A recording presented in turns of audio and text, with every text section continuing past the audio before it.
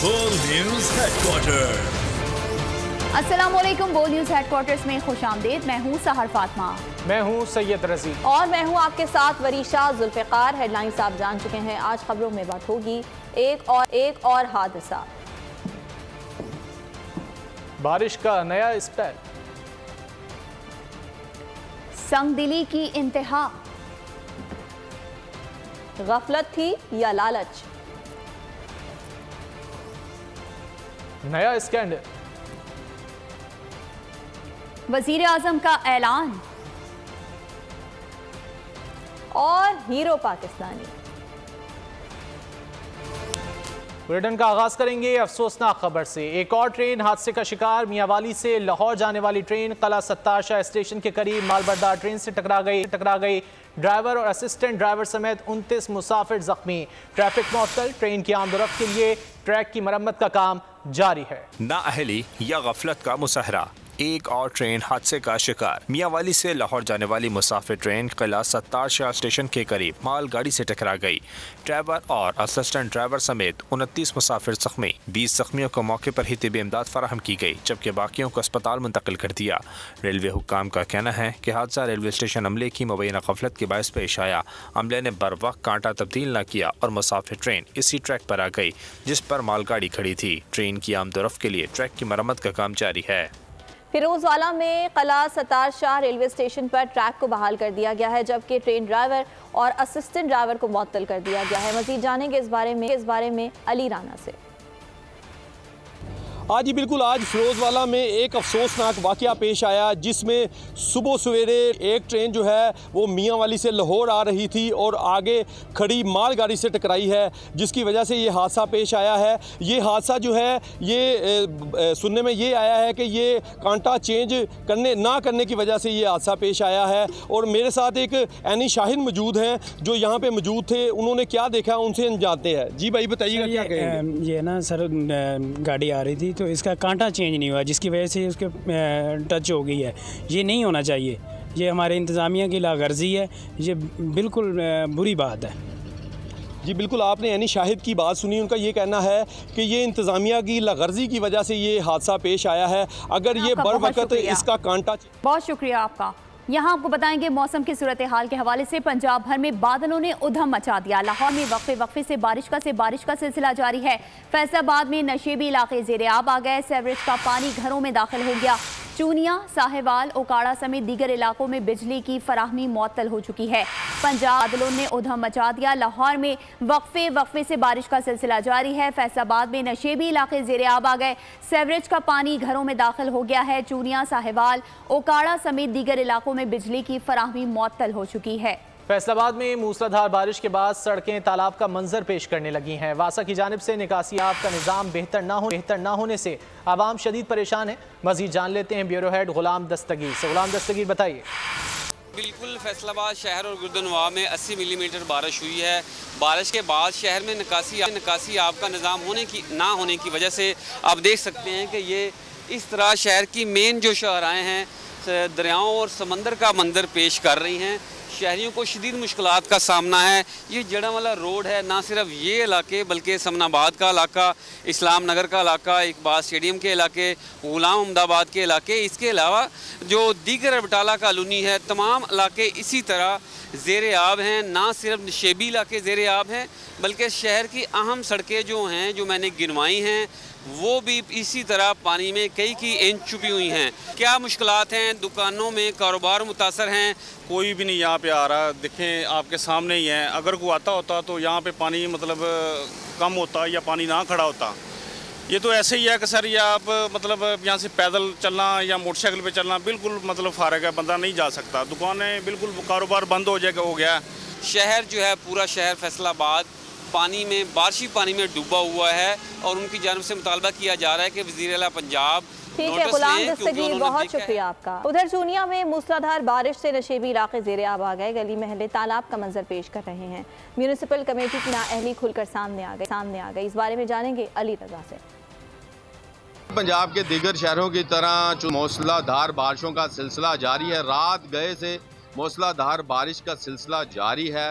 मूसलाधार बारिश की वजह से जो नशेबी इलाके हैं वो ज़ेरे आब आ चुके हैं। नशेबी इलाकों में Afzal town, Rana town, Christian community, बर्फाला कारखाना और इसके अलावा जो जहीराबाद कॉलोनी के नशेबी इलाके हैं वो रोज़ाना की बुनियाद पर जो मूसलाधार बारिशों का सिलसिला शुरू हुआ है वो भी ज़ेरे आब आ चुके हैं। आप मेरे अगम में देख सकते हैं ये डाखाना बाज़ार है और ये डाखाना बाज़ार की जो मार्केट है वो बारिशों के पानी की वजह से बंद है। बारिशों का जो पानी है वो दुकानों के अंदर दाखिल हो चुका है। आप मेरे पीछे से देख सकते हैं ये गाड़ी भी यहाँ से गुजर रही है, यहाँ से शहरी भी गुजरा, यहाँ से गुजरना बड़ा मुश्किल हो चुका है, मुहाल हो चुका है और शहरी जो है वो सरापा एहतजाज है।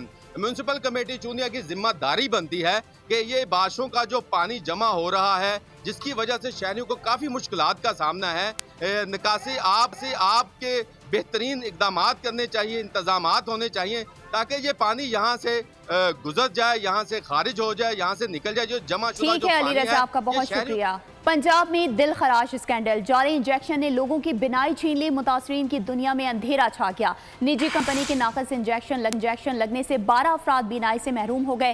केसेस लाहौर और कसूर के सामने आए हैं।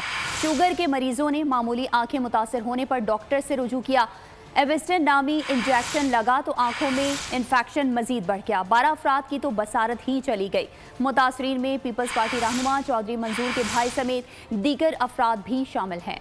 गफलत थी या लालच, नाकिस इंजेक्शन ने 12 अफराद की दुनिया तारीक कर दी। पंजाब में निजी कंपनी के नाकिस इंजेक्शन का दिल खराश स्कैंडल सामने आ गया। एवेस्टन नामी इंजेक्शन लगने से 12 अफराद बिनाई से महरूम हो गए। मुतासरीन में पीपी रहनुमा चौधरी मंजूर के भाई समेत 40 अफराद की बिनाई मुतासिर भी हुई। केसेस लाहौर और कसूर में सामने आए। शुगर के मरीजों की आंखें मुतासिर हुई तो उन्होंने डॉक्टर से रजू किया। एवेस्टन नामी इंजेक्शन लगाया गया तो इन्फेक्शन बढ़ गया और फिर बिनाई ही चली गई। मीडिया पर खबर नशर हुई तो हुकूमत ने एक्शन ले लिया। हकायक सामने लाने के लिए तहकीकाती कमेटी कायम कर दी। निगरान वफाकी वजीर सेहत डॉक्टर नदीम जान ने नोटिस लेते हुए मार्केटों से नाकिस इंजेक्शन का तमाम स्टॉक फौरी तौर पर वापस मंगवाने के अहकामात जारी कर दिए।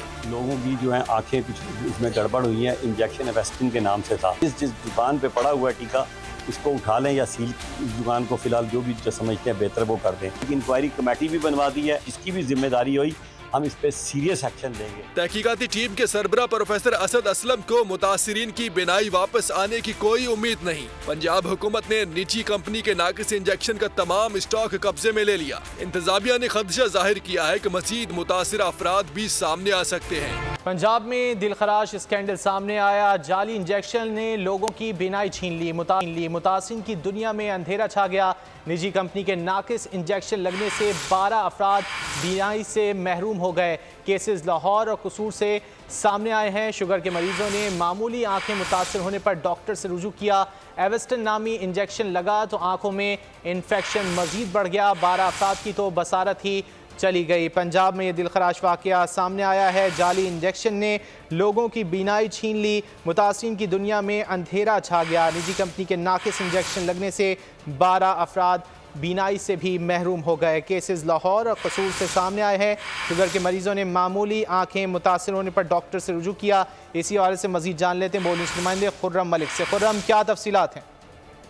बिल्कुल, अब 3 इंजेक्शन की वजह से आंखों की इन्फेक्शन के मामले पर आपको बताएं कि मामले का जायजा लेने के लिए 5 रुकनी कमेटी जो है को तश्कील दे दी गई है। कमेटी में 3 दिन में अपनी रिपोर्ट जो है पेश करेगी। सूबाई वजीर उनकी जानिब से कहा गया है, जबकि कमेटी मुस्तकबिल में ऐसी सूरत हाल से बचने के लिए तजावीज़ भी पेश करेगी। कमेटी की जो 5 रुकनी कमेटी तश्कील दी गई है, तमाम बोर्ड जो है वो 3 दिनों के अंदर अपनी रिपोर्ट जो है वो जमा करवाएंगे। दूसरी जानिब तमाम इस इंजेक्शन को फौरी तौर पर जो है तमाम फार्मेसी में फरोख्त किया जा रहा था। ड्रग इंस्पेक्टर को हिदायत जारी की गई, इंजेक्शन फौरी तौर पर जहाँ फरोख्त किया जा रहा है उनके खिलाफ कार्रवाई करें और ये इंजेक्शन वहाँ से पूरी तरह पर उठा लिया जाए। दूसरी जानिब 2 अपराध की अभी तक निशानदेही जो है वो की गई है कि जो ये घर के अंदर तैयार करते थे। इस इंजेक्शन की असल कीमत जो है वो 40,000 से लेकर जो है 1 लाख तक है और ये डायबिटीज के पेशेंट को जो ये इंजेक्शन लगाया जाता था। लेकिन बदकिस्मती से ये वो 12 अफराद जिनकी बिनाई चली गई है लाहौर में, उन्होंने इंजेक्शन ये लगाया है और उनकी बिनाई चली गई है। जो इंजेक्शन 1200 में जो है फरोख्त किया जा रहा था, ये इंजेक्शन इंकशाफ ये किया गया है, सामने ये चीज आई है कि 1200 में जो इंजेक्शन तैयार किया जाता है, घरों के अंदर जो है ये इंजेक्शन तैयार किया जाता था, उसके बाद फार्मेसिस्ट तक जो है पहुंचाया जाता था और उसके बाद जो है फरोख्त किया जाता था। तो अब तमाम जो मुतलका अदारे हैं वो हरकत में आए हैं। सूबाई वजीर ने इस वाक़े का नोटिस दिया है और अब देखना यही है कि इस वाक़े पर 3 दिन के बाद क्या रिपोर्ट जो है वो पेश की जाती है और अब तक कितने इंजेक्शन। लेकिन ज़राए के मुताबिक 2 अफराद की जो है वो निशानदेही की गई है, जिनके खिलाफ चंद दिनों में जो है मुकदमा भी दर्ज कर लिया जाएगा, उनको गिरफ्तार भी कर लिया जाएगा। और यकीनी तौर पर 2 लोगों का ये काम नहीं है, क्योंकि इस तरह के इंजेक्शन पूरे लाहौर में जो है साथ में फार्मेसीज हैं, हजारों की तादाद में फार्मेसीज हैं जहां पर ये फरोख्त किया जाता था। तो अब जो सूबाई वजीर है उनकी जानिब से दावा किया जा रहा है कि जल्द तमाम अफराद जो मुलव्विस हैं इस वाक़े में उनको गिरफ्तार किया जाएगा। अब तो सूबाई वजीर की जानिब से ऐलान किया गया है कि एक्शन लिया जाएगा, लेकिन कुछ मालूम हो सका है ये काला धंधा कब से चल रहा था? अब जबकि ये केसेस सामने आए हैं, 12 लोग बसारत से महरूम हो गए, अब जाके एक्शन लिया गया? हाँ जी, बिल्कुल बड़ा अहम सवाल है ये, और हमने भी कोशिश की कि सूबाई वजीर से सवाल करें, और हमने जब सवाल किया तो उनकी जानिब से कहा गया कि अब जो 12 अफराद की बिनाई जब ये, तो तब इस वाक़े पर पर्दा उठाया गया और पता लगा है कि ये इंजेक्शन जो है ये घर में जैली तैयार किया जाता है। यकीनी तौर पर सवालिया निशान है तमाम जो ड्रग कंट्रोल कमेटी हैं, जो जिनको ये अथॉरिटी दी जाती है वो फार्मेसिस्ट पे जाकर तमाम मेडिसिन को जो है वो मुकम्मल तौर पर चेक करें। लेकिन बदकिस्मती से ये पाकिस्तान में जो यहाँ निज़ाम है उस तरह जो है ड्रग इंस्पेक्टर रिश्वत लेते हैं और वहाँ से, लेकिन अब जैसे ही लोगों की बनाई गई है क्या एक्शन लिया जाता है। खुर्रम, आपने सवाल से आगाह किया, आपका शुक्रिया। वज़ीर आज़म का अहम ऐलान। और अब आपको ये खबर दें कि निगरान वज़ीर आज़म अनवारुल हक काकर ने पाकिस्तान में इंतखाबात में हुकूमत की जानिब से मुदाखलत ना करने का यकीन दिला दिया। CNN को इंटरव्यू में अनवारुल हक काकर का कहना था इंतखाबात शफाफ और गैर जानिबदार होंगे। किसी ने मुदाखलत की कोशिश की तो कानून के मुताबिक निपटा जाएगा। किसी भी पार्टी को सियासी अमल में हिस्सा लेने से नहीं रोका गया है। तमाम जमातों से यकसा रवैया इख्तियार किया जाएगा। उनका कहना था कि पोलिंग की तारीख का ऐलान भी जल्द हो जाएगा। वतन वापसी पर नवाज शरीफ से कानून के मुताबिक सलूक किया जाएगा। To the audience which is listening to me at the moment, that there wouldn't be any institutional interference at the behest of the government of Pakistan in either favor or fear of any political group. If certain individuals or political parties or groups try to influence or engineer the process, that will not have any sort of organized backing by the government. If it happens, it would be responded and dealt with according to the law.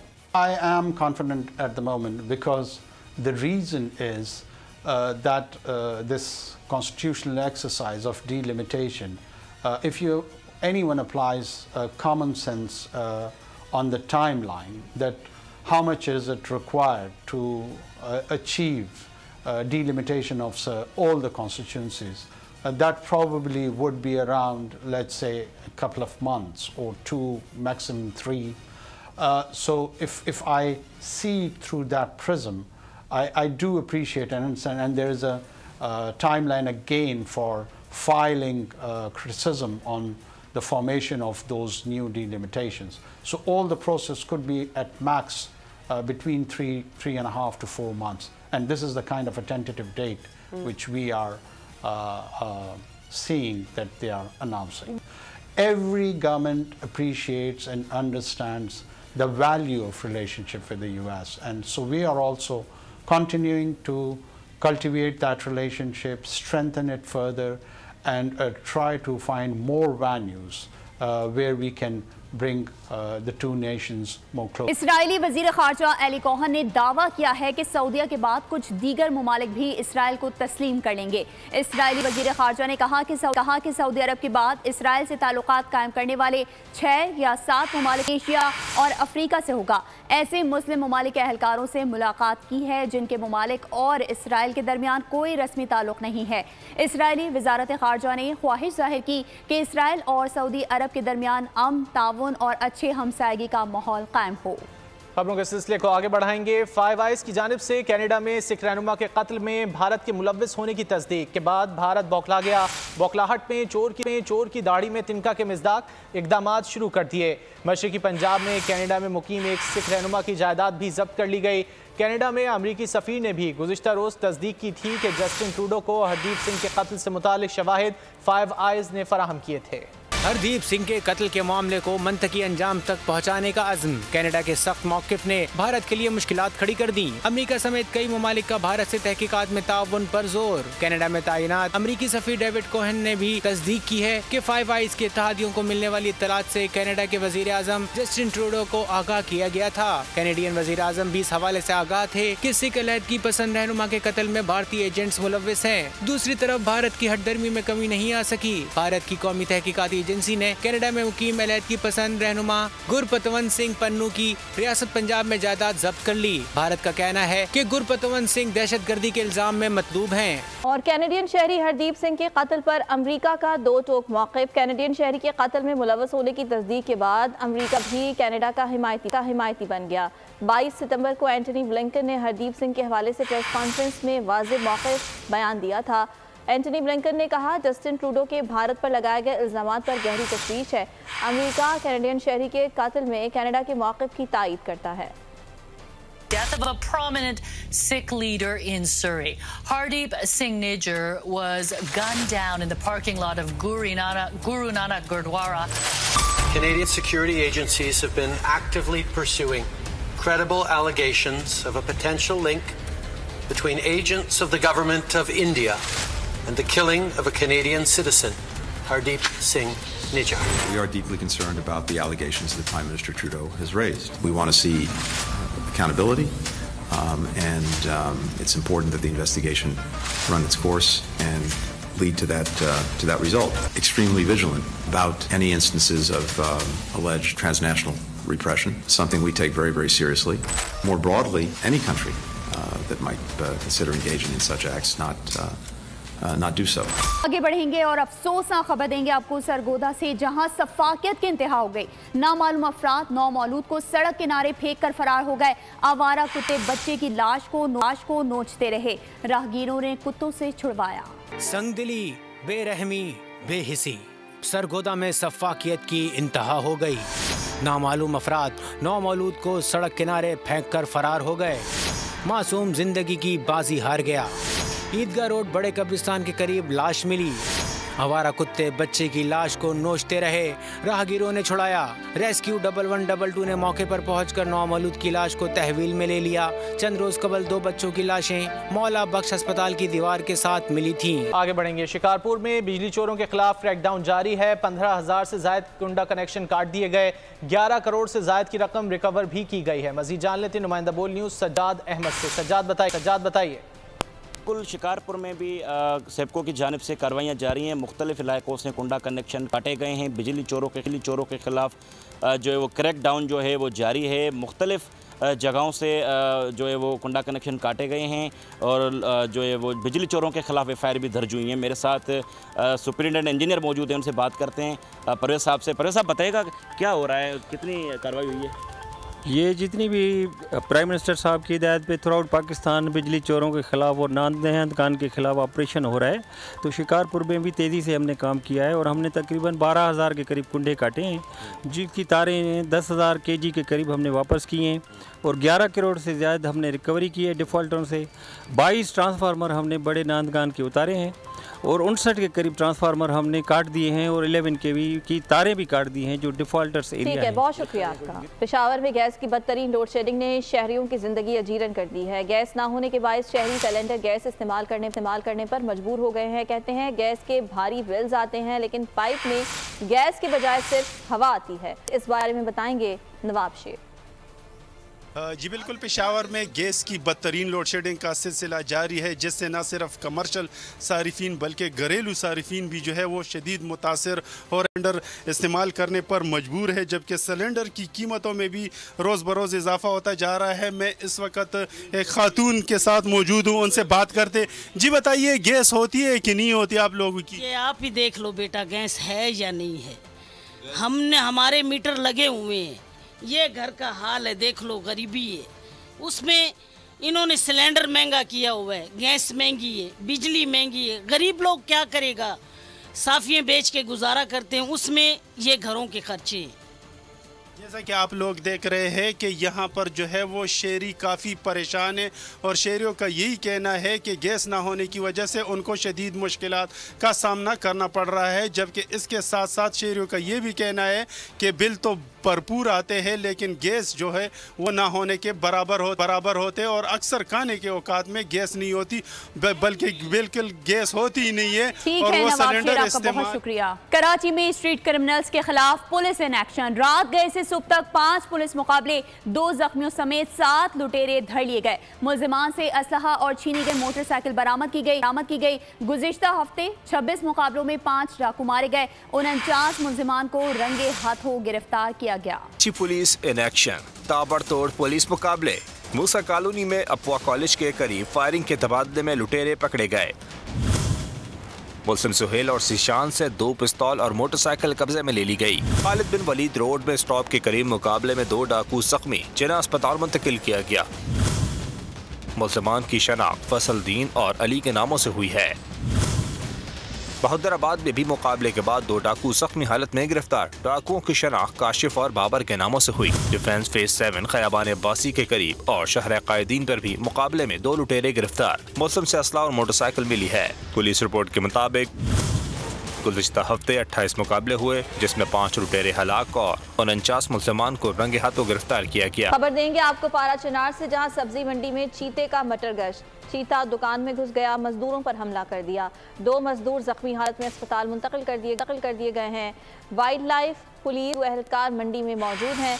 Peshawar से teams रवाना कर दी गई हैं, जबकि एहलकारों ने चीते को दुकान में बंद कर दिया है। पाकिस्तान में बेशुमार गैर कानूनी अफगान शहरियों की आमदोरफ्त का सिलसिला जारी है। UN के मुताबिक पाकिस्तान में रिहाइश पजीर अफगान शहरियों की तादाद 3.7 मिलियन है। सिर्फ 1.33 मिलियन रजिस्टर्ड हैं। 7,75,000 बगैर इंदराज के रिहाइश पजीर हैं। 6 लाख नए अफगान पनाह गुज़ीन पाकिस्तान में दाखिल हो चुके हैं। अफगान शहरियों को रहने की जगह देकर पाकिस्तान ने बहुत नुकसान उठाया। गैर कानूनी अफगान शहरियों ने मुआशी ढांचे में बड़ी तब्दीलियां की हैं। ब्रिज यूनिवर्सिटी के पहले पाकिस्तानी खलाई साइंसदान डॉक्टर यारजान अब्दुस्समद हीरो पाकिस्तान। बलूचिस्तान से ताल्लुक़ रखने वाले डॉक्टर यारजान अब्दुस्समद ने बुलीदा में फलाही स्कूल का आगाज़ कर दिया, जो दुनिया में सबसे कामयाब स्कूलिंग सिस्टम के मुताबिक बनाया गया है। उनका कहना है कि पाकिस्तान के हर बच्चे में इतनी सलाहियत मौजूद है कि वो मुझसे भी ज़्यादा तरक्की हासिल कर सकता है। मेरा नाम डॉक्टर यारजान अब्दुस्समद बलोच है। मैं बलूचिस्तान के खूबसूरत से कस्बे बुलेदा से ताल्लुक़ रखता हूँ। मैं बतौर सीनियर रिसर्च साइंटिस्ट और सीनियर टीचिंग फेलो के यूनिवर्सिटी ऑफ कैम्ब्रिज में काम करता हूँ। आगाज़ बुलेदा से हुआ, फिर करते करते मैं कराची लियारी में आया और वहाँ से मैंने तालीम हासिल। मेरा हमेशा से इंटरेस्ट मटेरियल्स और मादों में था कि ज़मीन के ज़खायर को कैसे इस्तेमाल किया जाए, उनको कैसे बरूकार लाया जाए, और इसी वजह से मैंने मेटलर्जी और मटेरियल्स पढ़ा। Guinness world record holder Norwegian wing suit pilots के पाकिस्तान में सैर सपाटे। हुंजा के पहाड़ से अतबाद झील तक छलांग लगाई। खुशी का इजहार करते हुए पाकिस्तान को सयाहत के लिए महफूज और बेहतरीन करार दे दिया। दुनिया भर से सयाहों को पाकिस्तान आने की दावत भी दी। तुर्किया के ताउन से तैयार पहला मलजम क्लास जहाज PNS बाबर पाक नेवी के हवाले कर दिया गया। PNS बाबर की कमिश्निंग की तकरीब इस्तांबुल शिपयार्ड में मुनक़िद हुई। Naval chief admiral Mohammad Amjad Khan Niazi ने तकरीब में खुसूसी शिरकत की। तर्जुमान पाक बहरिया के मुताबिक स्टेल्थ खुसूसियात, कसीरुल जहती वेपन सिस्टम्स और जदीद तरीन सेंसर्स के साथ मलजम क्लास जदीद तरीन जहाज हैं। पाकिस्तान ने 2018 में तुर्किया के साथ 4 मलजम क्लास जहाज़ों की तैयारी का मुआहदा किया था। खेलों की खबरों में आपको बताएं कि पाकिस्तान क्रिकेट टीम की वर्ल्ड कप 2023 में शिरकत के लिए भारत रवानगी ताखीर का शिकार है।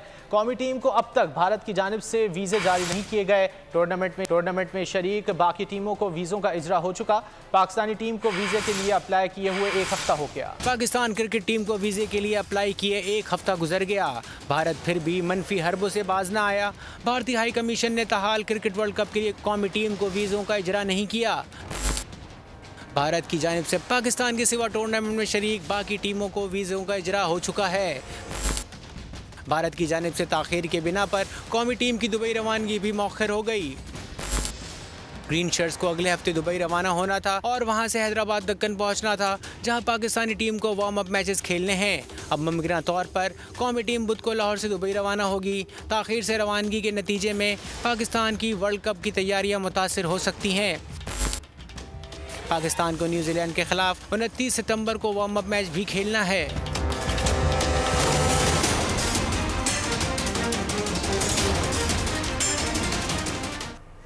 और इसके साथ ही बोल न्यूज हेडक्वार्टर से फिलहाल इतना ही। ब्रेक के बाद हाजिर होंगे न्यूज हेडलाइंस के साथ। बाखबर रहिए, विजिट कीजिए हमारी वेबसाइट bolnews.com।